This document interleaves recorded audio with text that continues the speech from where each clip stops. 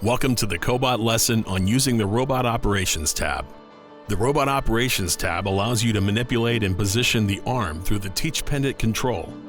Now, let's discuss the different settings within the Robot Operations tab.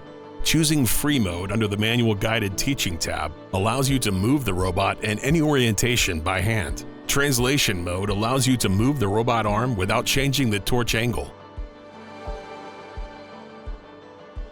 Rotation Mode allows you to move the robot around a point in space.